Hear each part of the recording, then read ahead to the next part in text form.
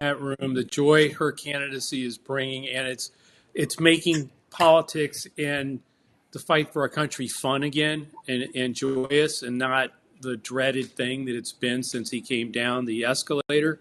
Yep. But the quote of the night for me was, "We'll sleep when we're dead." I mean, I just think that really captures. It's like a lot of work to do, a lot of fun to be had, but we'll sleep when we're dead. And I Yep. really, I thought it was just amazing, two speeches there, and I think people are really going to be energized moving forward.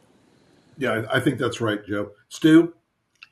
Well, look, I think this is a very interesting choice. What I love about this is there's kind of two American narratives here. You have the Vice President Harris narrative, daughter of immigrants, come to America, rise to the highest level, and then this sort of small town America narrative. These are kind of two great myths. I mean, Walz is sort of like a walking John Mellencamp song. He sort of embodies that. Right. And I think when you put the two together, that the whole is greater than the parts. Powerful. I think so. Jen, how about you? What did you take away from tonight's rollout in Philly? Let me begin with, so blown away by how gracious Josh Shapiro was. He could have just phoned it in, but he was his full self. He made clear that he, that he was still going to be happy to be governor, but he went above and beyond in support of his ticket. And so for anyone who was, decrying this choice, saying that, the math doesn't add up if she doesn't choose Josh Shapiro, I think hopefully that will be put to rest. And I just think, as great as Shapiro is, he's not enough of a contrast with her. What Harris was able to do is, when she introduced Walz, she was the sort of steady, focused, crisp, presidential type. And he brought the kind of emotional resonance to this, with also that Minnesota nice bite. And so he can be the attack dog. He can be the warm, fuzzy, huggy football coach, teacher kind of guy. And she can just be the looking, I don't want to say, I guess I'm using the word corporate, but I mean sort of the more professional, more rational, which kind of I think helps with the stereotypical gender roles that any woman running for office has to fight against. But when they came out on stage, I almost started to cry. And I wasn't around when JFK ran for office, but it felt like what I've heard when people felt about a young person running for office when JFK ran. And it feels like Obama, and it feels like a better version of Hillary Clinton. I mean, there were so many, I don't want to diss any former candidate, but when Harris said things like, I'm going to go to every state, there's a lot in that speech speaking to the Democratic base, speaking to independents, speaking to people who couldn't support Hillary. And she was basically saying, I'm not making the same mistakes we're going to make in the past. There was so much depth to her remarks that I think we could watch this again and again and pull out so many more messages. Mm-hmm. I'm curious about one of the things that there was this sort of hubbub on the right about J.D. Vance. They weren't happy about him. They weren't confident. Even at the Republican convention, you had people sort of backstabbing him. Even before he was fully, named, they were worried about this guy. I am not picking that up inside the Democratic Party with Walz. There were partisans for, all the potential players, I guess, but he seems to have had a very quick uptake in the party. And I think, Joe, I mean, you've got a lot of experience in this part of the world. This is a party that doesn't often appear, as AOC said, in array. The cliche is it's in disarray. But in this case, it seems like the party has very quickly said, this is our guy. He's the right fit on all these different levels. Yeah, no, look, you had Joe Manchin, who left the Democratic Party to be an independent, come out and support this all the way over to AOC. So no, I just think it's a really remarkable pick it just fits so well. He is Midwest Americana. Just personified. And the bigger thing I think is maybe it's the history teacher thing, but he speaks plain talk, and it's so authentic. But the other thing is, it's like even this whole thing, Jen, I think you're right about Shapiro. It's like, wait a minute, he's still a very popular governor of Pennsylvania. He's going to be campaigning his heart out across Pennsylvania and through the Midwestern states, the blue wall states, for this ticket, as will Mark Kelly. So you had all these. I think the focus was on these people, but Walz was the right pick, and I actually think Shapiro will be out. I mean, you saw that in that room. Pennsylvania's got to be on fire after tonight. Absolutely. So I want to talk about one more thing about tonight, then I want to move on to a slightly broader look at the campaign. I really saw tonight, Stuart, the Democrats recapturing even more of that territory the Republicans used to own, about freedom, about keeping the government out of your life, and even about even the discussion was nuanced enough about guns that it wasn't all the standard old cliches that the Republicans can easily attack. Talk to me about where you see that tonality of like retaking the flag, recapturing patriotism, recapturing the language of freedom. How important do you think that's going to be in this campaign? Yeah, we made, as you remember, probably 25 million ads against Obamacare, trying to appeal to center right based upon the principle that you don't want the government to come between you and your doctor. So what in the world is, in a post-Dobbs world, that same argument resonates with people who are center right, who many of them would not classically consider themselves pro-choice. But the idea that now the government has been inserted. I mean, this is what we said Obamacare was, and in many ways Obamacare proved not to be that. But right. That same leave me alone to make these private decisions with my doctor, spouse, faith, really appeals to it. I think, at the core of what we thought the Republican Party was something that was, and the cliche was called family values. Right. But we did it in something bigger, that it was this sort of love of country, love of community, decency. And, it turned out for the Republican Party, those were just marketing slogans. They didn't believe it. You never would even talk to a guy like Donald Trump, a horrible human being. And Harris and Walz have that. And Walz really resonates that sort of basic decency, which ultimately, you put decency and democracy on the ballot, which I think we had in 20. That's a majority position in America. I think so. So I want to talk about the two campaigns to ratchet out from today's events and talk something Jen's very smart about. Jen, talk to us about where you see the financial contest between these campaigns right now. And then I want to dig in a little bit on a lot of the work you've done talking about Project 2025, which, as we all know, despite Trump sort of publicly declaiming it, it's still there. It's still the plan. It's still in the process. So talk to us about where you see the sort of financial balance in the campaign right now. And then let's dig in a little bit to 2025. Sure. I haven't looked at the numbers in the past few days, and that's probably going to be a significant change. But the fact that Kamala Harris has only been running a campaign for, 15 days? And as I recall, at least in July, she had raised over $300 million. And I don't think that even includes the super PACs, et cetera.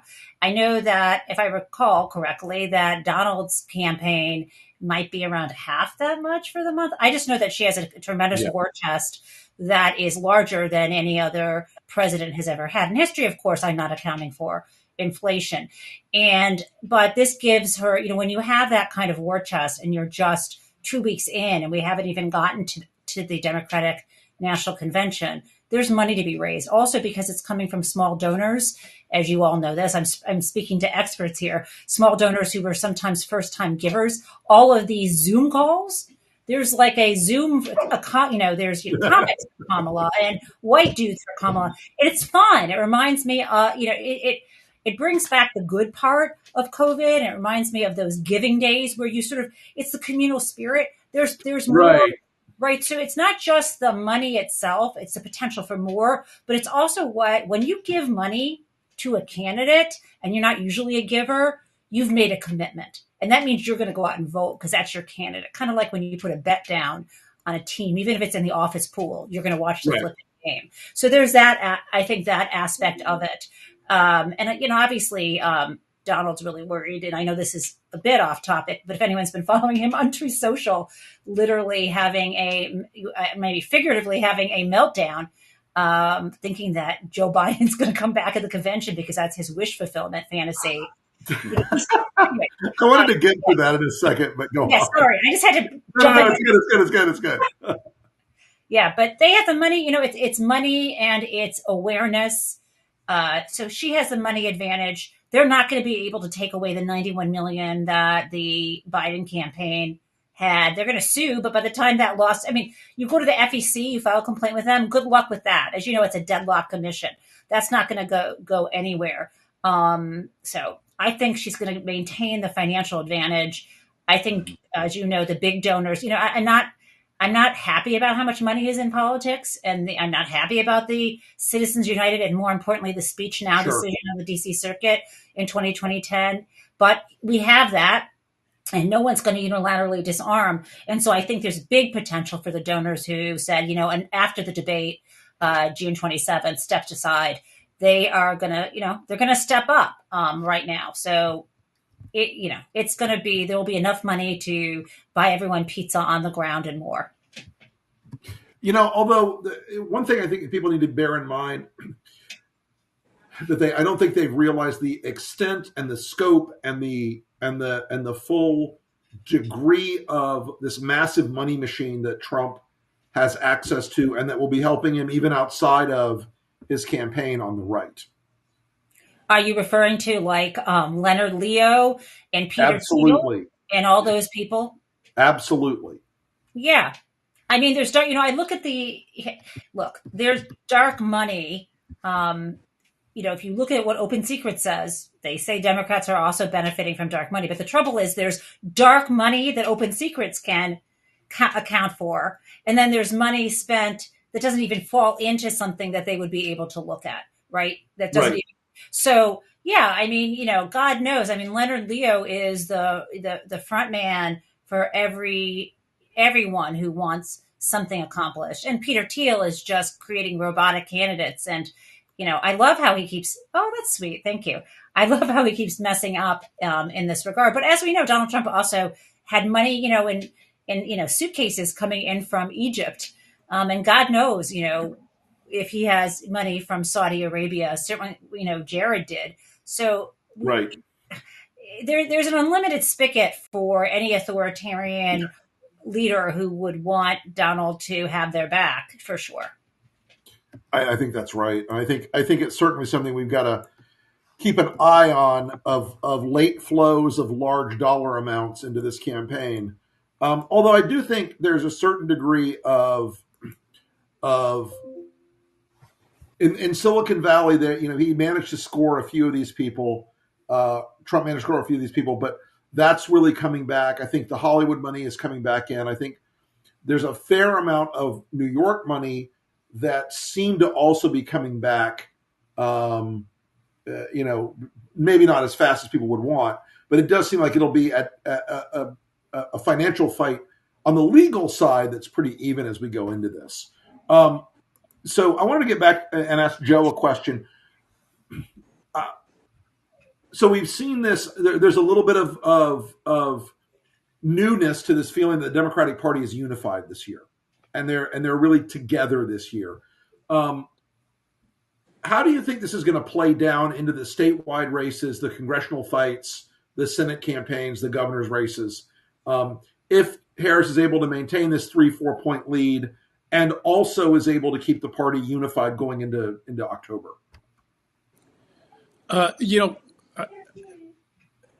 Early on, a month ago, before all this changed, right, you had a whole bunch of people who were motivated to vote because not for Biden, but because they were voting against Donald Trump. And I just think that's totally flipped on its head now. I mean, the unity, the energy is driving people to be for this joyous campaign, whatever you want to call it. And I think, so before this, you saw most of these Senate candidates running 8-10 points ahead of Biden. And we were hoping, well, maybe they can help him carry the state.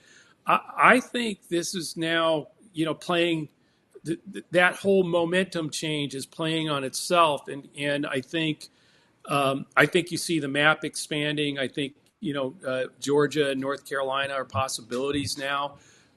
So I think that, I think that the Republicans are in deep trouble losing the House. That may, in our darkest days, we feared that was going to go too. I think that's over. And I think there's still a decent chance that we can somehow hold the Senate and maybe even, pick up a seat.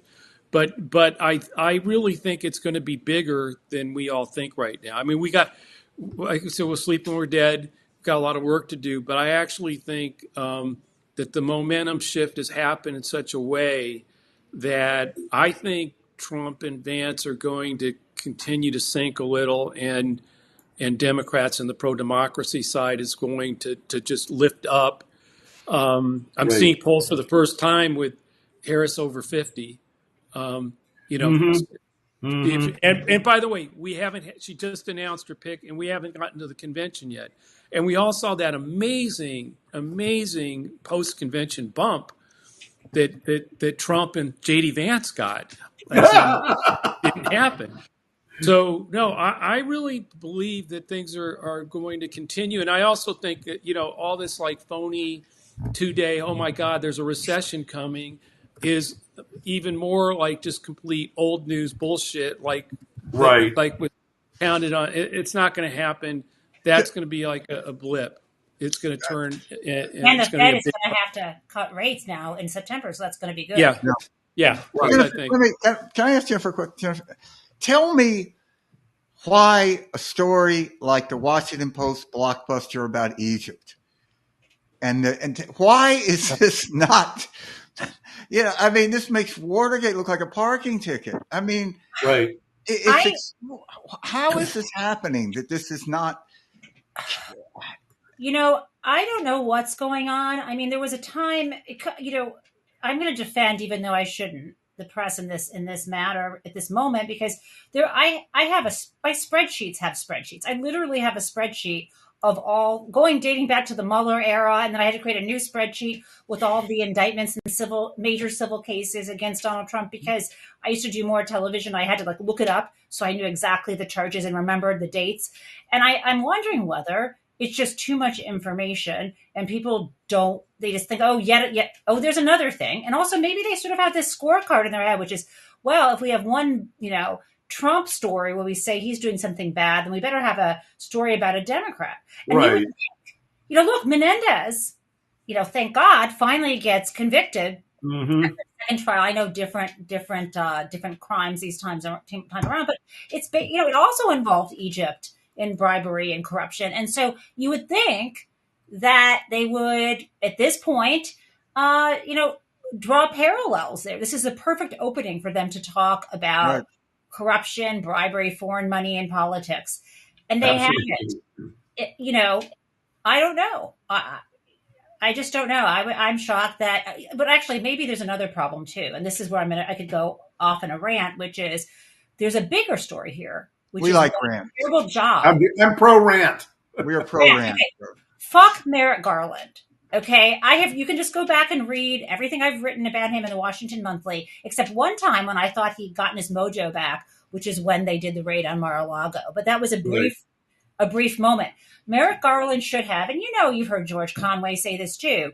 The minute he was sworn in March, he should have said, geez, I was just, nominated by a Democratic president, and Donald Trump was the opposition party. I'm going to appoint a special counsel to, first of all, look at the blueprint that Merrick Garland gave us.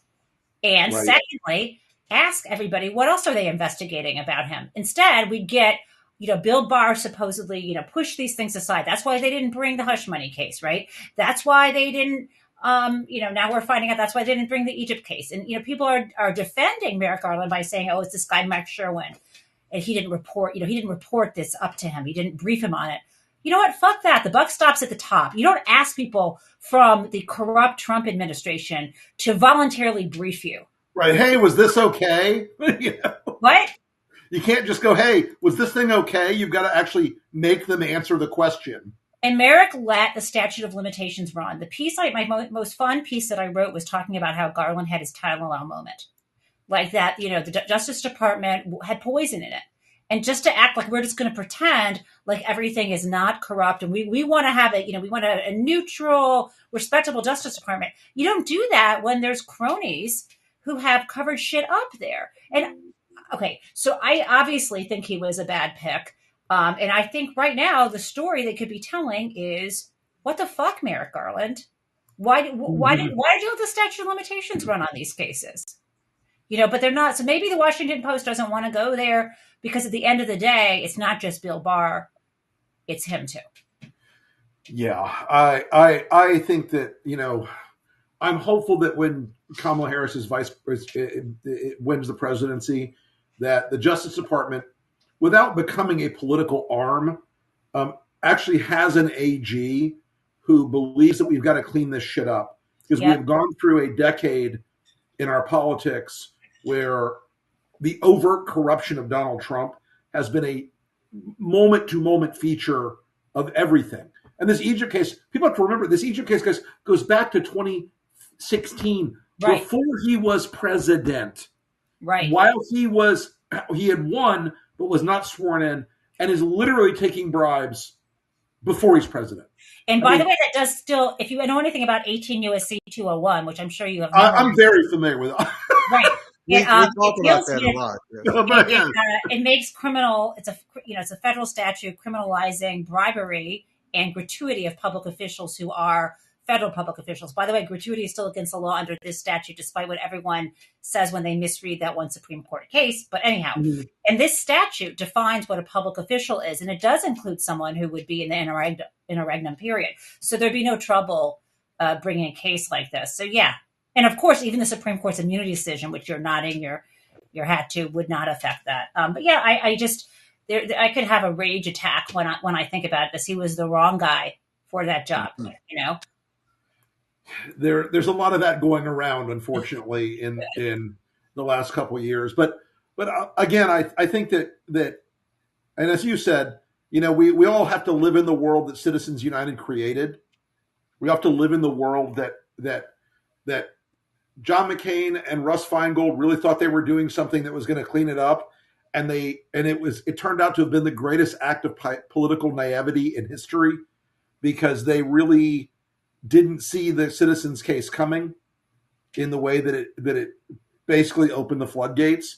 Right. We're not going to unilaterally disarm folks, and unfortunately, a lot of people sort of throw their hands up. But it's a fight that's important to keep going, because at some point we have to reconcile public corruption and money in the system. I mean, and you've talked a lot about Clarence Thomas and the corruption on the court as well, Jen, because big dirty money exists everywhere. Yep. And I want to talk a little bit about McCain Feingold and then also Citizens United, which is now we have this situation after 2010. Where, and especially again, the Speech Now decision, which allowed the super PACs, right? That we've now decentralized control of campaigns, right? So, Right. people could say we're using the word giving to a campaign generally, meaning the effort of the campaign. But there are serious dollar limits on how much an individual, what is it, $3,500 or something? 27. Yeah. 37 inflation, to the campaign. But you can give unlimited money to and obviously corporations can't give any money to campaigns, but they and other individuals can give unlimited money to PACs. And then you can even give money to these so-called super PACs that are one candidate PACs. And the only restriction, because that looks really weird. You might think, well, isn't the same thing as giving to a campaign? Rick's running, for president. I give it to the Rick Wilson PAC. Isn't the same thing? Well, the way that they, the technical way they act like it's different is there can't be any coordination. What's coordination, though? You could have people literally fucking on the same hallway, and you could say, hey, by the way, did you know I'm running this ad? Cool. And then you do the same thing. You don't even need to have coordination. And by the way, the FEC is, because of the way it's structured, et cetera, has never done any, I don't think, any significant, if any, enforcement on that line, on that coordination line. So we have, it's crazy. And I don't know how we remedy it within the bounds of the First Amendment. And I don't know if you can even create an amendment that doesn't mess things up. So I would have to do we'd have to think really carefully about how to get ourselves out of this particular situation. I think the only solution is like hard disclosure, immediate disclosure of everything. But even everyone but Thomas in the Citizens United decision, as you know, decided that disclosure was fine. He didn't. Oh my God. That's so funny. I'm just like, it's just dawning on me. He didn't want right. There was one section of, I think it's section 4 of the Citizens United decision that was 8-1, right? They had they decided that disclosure was not, a problem under the Constitution. And he was complaining, if I recall correctly, in his dissent, something to the effect of, but then people will be harassed, based on disclosure. But I guess we all know now, if that was 2010 was when he was getting yet another undisclosed private jet trip from his benefactor, Harlan Crow. I mean, man, a school teacher can't even take like a Starbucks card worth more than $30. What the hell are we doing? Yeah, it's something. Stuart, you were about to say something. I'm sorry. So Jen, if you ran the world and you were given carte blanche to do Supreme Court reform, what would you do? Where would you start? Well, one, you really have to have consensus. And I think Biden did create that committee, but you can't have a committee like that with 100 lawyers and law professors. You've got to pick the ones that you agree mostly with, who want reform, right? So there's different things to do. Low-hanging fruit, term limits. Because if you look at the language, I have my Constitution. If you look at the language of Article 3, Section 1, they talk about the judges, both at the Supreme Court and the lower federal courts, shall hold their offices during good behavior. But the definition of an office, right, elsewhere in the Constitution implies it would be for a certain type of term. It's not a term for life. So the Congress could define the length of an office. And that is one of the reforms Joe Biden is talking about. The problem we have now is whether this Supreme Court would agree with that interpretation. But Congress could just do that and then have, and I think expanding the court, I think that, the term of 18 years, maybe that's fine. I don't know. 10 years seems good to me. I know Michigan, with states that have elections, their Supreme Courts only serve for a while. I think a decade, senators are 6 years, let the court be 10 years. And that, the beauty of that is that you could have someone in their 50s or 60s who's a wise person, instead of having these embryos get put on the court, which is going to be the next plan for the Republicans. But, you shouldn't have to have a whiz kid 20-year-old put on the Supreme Court in order to ensure that your party has political power. So that's one thing. That's low-hanging fruit. That's allowed. The other thing I would do is I would do the sort of threats that Roosevelt did. I would say, you know what? Congress can take away that beautiful building from them. They used to be in a basement before William Howard Taft elevated the court because, he knew what he was doing, right? Wasn't it Taft who helped elevate their stature by lobbying Congress? So Congress can decide, we are 3 branches and you are supposed to be co-equal. It's not okay that you're the only unelected people who think they can have jobs for life. Also, Congress can, expand the court. And to me, the thing that makes the most sense would be to expand it to 13, because that would follow the 13 federal circuits. But I wouldn't let, maybe I'm too naive, but I don't think I would let the new president get all of the new nominees, right? If that's, I think that it would make sense to have, if there's going to be 5, wait, is that right? If there's going to be 9, 10, is that 4 more? My brain isn't working. I would let the 4 new justices, did I just do that? Yeah, 4 new justices on the court. Maybe I would give this next president 2, and then the next term 2 more, whoever wins. That way you would give, assuming Kamala Harris won, she could appoint 2 of them. And then if she won again, everyone would know 2 more. I think you can't just expand the court and give it to one party, even if that would be expedient. So that's what you can do, right? And then you could also take away their jurisdiction. So I teach civil procedure, which is I think, one of the most fun classes in law school. And in terms of, again, Article 3 of the Constitution, there's a list of what lower federal courts can have original jurisdiction over.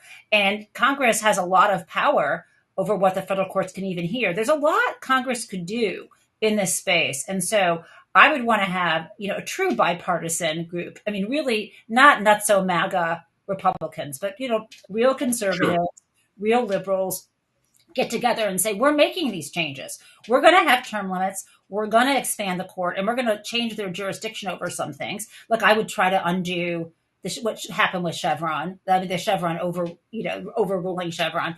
And I would say, let's have a real conversation about court reform. Oh, I skipped the part about ethics. And, I would say I would make sure that they were subject to the same statutes that everyone else is. I mean, it's pretty basic like that. I mean, and see, this shouldn't be radical, right? Right. By the way, well, I think one of the easiest public campaigns to win would be expanding the court. That if you go, we're a country now of 320 million Americans. We have the Supreme Court that's the same size of, I think it was 118 million is when it was at 9. And just the argument that so much of what the court does is limited by their ability to handle cases, and that every other part of our judiciary is expanded. You lay that out to people. You go, this isn't packing the court. We're going to expand the court as the country has expanded, as the breadth of issues has expanded. It is better for everyone because you'll have more chance to have your case in front of the Supreme Court. I mean, that to me just seems to be the most easy public argument to win, particularly if you throw in your point that you're not going to have one president appoint all the new judges. I think that actually is a fix for a lot of the opposition that's out there on this idea, because there is a sense of, okay, well, if you're going to give it, 3 more, 5 more seats, whatever the X of that number, whatever the N is, it could be a decades-long advantage to one party. I think it's a really good idea of phasing it in as you. And if you're doing that at the same time you're doing term limits, then it's going to all shake out. Yeah. Why don't you make it happen, Jennifer? Get this done. Yeah. I'm too much of a loudmouth to probably get any kind of appointment. I've been down that road before, so we'll see. Well, Jennifer Taub, I want to thank you so much for coming on the strategy session tonight with us. And thanks to Stuart and Joe, as always, for a great conversation.